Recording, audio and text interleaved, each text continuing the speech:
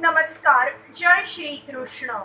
Enunciating text 23, text 24 and text 25 of chapter 9, the passing away of Bhismadeva in the presence of Lord Krishna, of first canto creation of Srimad Bhagavatam. Text 23. Bhaktya Veshya Mano Yasmin Vacha Yan Nam Kirtayan Tyajan Kalevaram Yogi Muchyate Kama Karma Bhiha. The personality of Godhead who appears in the mind of the devotee by attentive devotion and meditation and by chanting of the holy name releases the devotee from the bondage of fruitive activities at the time of his quitting the material body. Yog means concentration of the mind detached from all other subject matter. And actually such concentration is samadhi or cent percent engagement in the service of the Lord. And one who concentrates his attention in that manner is called a yogi. Such a yogi devotee of the Lord engages himself 24 hours daily in the service of the Lord so that his whole attention is engrossed with the thoughts of the Lord in ninefold devotional service, namely hearing, chanting, remembering, worshipping, praying, becoming a voluntary servant, carrying out orders, establishing a friendly relationship, or offering all that one may possess in the service of the Lord. By such practice of yoga or linking up in the service of the Lord, one is recognized by the Lord himself as it is explained in the Bhagavad Gita concerning the highest perfectional stage of samadhi. The Lord calls such a rare devotee the best amongst all the yogis. Such a perfect yogi is enabled by the divine grace of the Lord to concentrate his mind upon the Lord with perfect sense of consciousness, and thus by chanting his holy name before quitting the body, the yogi is at once transferred by the internal energy of the Lord to one of the eternal planets where there is no question of material life and its concomitant factors. In material existence, a living being has to endure the material conditions of threefold miseries life after life according to his fruitive work. Such material life is produced by material desires only. Devotional service to the Lord does not kill the natural desires of the living being, but they are applied in the right cause of devotional service. This qualifies the desire to be transferred to the spiritual sky. General Bhismadeva is referring to a particular type of yoga called Bhakti Yoga, and he was fortunate enough to have the Lord directly in his presence before he quitted his material body. He therefore desired that the Lord stay before his view in the following verses. Text 24.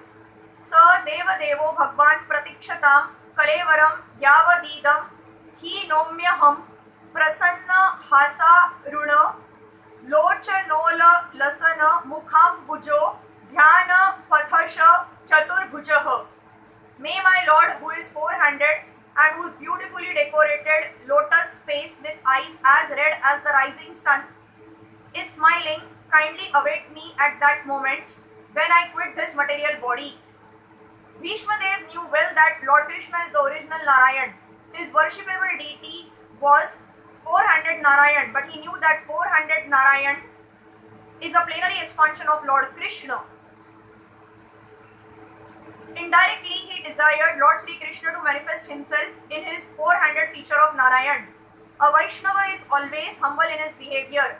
Although it was 100% certain that Bhismadeva was approaching Vaikuntha Dham just after leaving his material body, still as a humble Vaishnava he desired to see the beautiful face of the Lord, for after quitting the present body he might not be in a position to see the Lord anymore.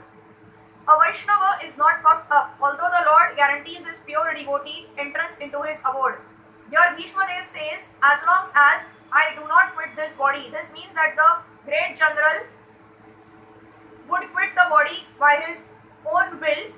He was not being forced by the laws of nature. He was so powerful that he could stay in his body as long as he desired. He got this benediction from his father. He desired that the Lord stay before him in his four-handed Narayan feature so that he might concentrate upon him and thus be in trance in that meditation. Then his mind might be sanctified with thinking of the Lord. Thus he did not mind wherever he might go. A pure devotee is never very anxious to go back to the kingdom of God. he entirely depends on the goodwill of Lord Shri Krishna. He is equally satisfied even if the Lord desires him to go to hell. The only desire that a pure devotee entertains is that he may always be in rapt attention with thinking of the lotus feet of the Lord regardless.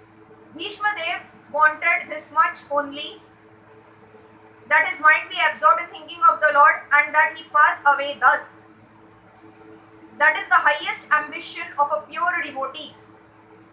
Text 25. Sut uvacha Yudhishthir stada karnya shayanam shara panchare apruchha dvividhan dharma drushinam chanu shrunavatam. Sut Goswami said, Maharaj Yudhishthir, after hearing Bhismadeva speak in that appealing tone, asked him in the presence of all the great rishis about the essential principles of various religious duties. Bhismadeva, speaking in that appealing tone, convinced Maharaj Yudhishthir that he was very soon passing away. And Maharaj Yudhishthir was inspired by Lord Shri Krishna to ask him of the principles of religion. Lord Shri Krishna inspired Maharaj Yudhishthir to ask Bhismadeva in the presence of many great sages, indicating thereby that the Lord's devotee like Bhismadeva, although apparently living as a worldly man, is far superior to many great sages, even Vyasa. Another point is that Bhismadeva at that time was not only lying on the deathbed of arrows, but was greatly aggrieved because of that state. One should not have asked him any question at that time, but Lord Shri Krishna wanted to prove that his pure devotees are always sound in body and mind by dint of spiritual enlightenment, and thus in any circumstances the devotee of the Lord is in perfect order to speak of the right way of life. Yudhishthir also preferred to solve his problematic questions by asking Bhismadeva rather than ask anyone else present there who was seemingly more learned than Bhismadeva. This is all due to the arrangement of the great